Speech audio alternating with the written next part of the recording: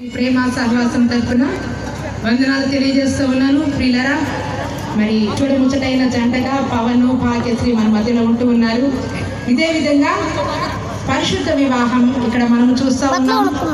ప్రభు రాజ్యంలో కూడా మనము గొర్రెపిల్లైనటువంటి ప్రభు అయిన యేసుతోటి వధువు సంఘముగా మనం అందరం కూడా సిద్ధపరచబడవలసిన వారమై ఉన్నాం. ఆ సిద్ధపాటులో మరి దేవుని యొక్క రెక్కల నీడలో మనమందరం కూడా జీవించవలసిన వారమై ఉన్నాం. మరి ఈ బిడ్డలిద్దరు కూడా ఈ బిడ్డలతో పాటు మనము కూర్చున్నటువంటి మనమందరము ఈ యొక్క మహోత్సవానికి, ఇది మహోత్సవం అని అనాలనిపిస్తా ఉంది. ఎందుకంటే ఈ ప్రాంతంలో ఇంతవరకు ఇంత ఆర్భాటంగా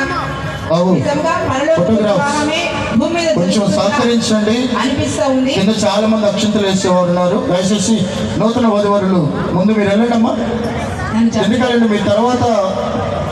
కాబట్టి తండ్రి అయిన దేవుడు నిర్ణయించినటువంటి ఈ దినం ఎంతో గొప్పది. మరి ఈ దినమున మనమందరూ ఉత్సహించి సంతోషిస్తూ ఉన్నాము. ఆయన సన్నిధిలో ఉన్నటువంటి యేసుని ఎదుర్కొనేటువంటి దినములో కూడా మనమందరం కూడా మంచి సిద్ధపాటుతోటి ప్రార్థన, వాక్యము,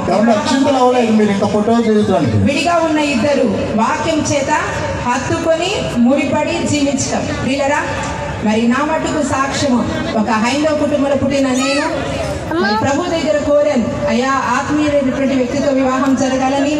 మరి దేవుడు ఆ రీతిగా జరిగించి ఇంతవరకు ఈ రీతిగా బ్రతకటానికి కారణం ఏంటి అంటే దేవుని వాక్యమే దేవుడు అయినాడు. కాబట్టి వాక్యమైన దేవుని ముందు పెట్టుకొని వాక్యాన్ని చదివినంత కాలము ప్రార్థనలో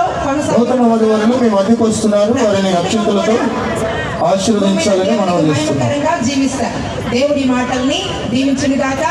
దేవుడి బిడ్డల్ని మరి ఆయన రెక్కల చాటును భద్రపరిచి అనేకమైన కృపలతో, ఆశీర్వాదాలతో నింపి అనేకులకు దీవెనకరంగా ఈ జంటను పవన్ కుమార్ని, భాగ్యశ్రీని దేవుడు మలచును గాక.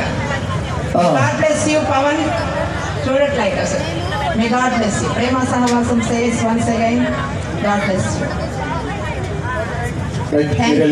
అన్న అవకాశం ఇచ్చిన ఆనగారికి సహవాసం తరఫున వందనాలు. గారికి కూడా ప్రత్యేకమైనటువంటి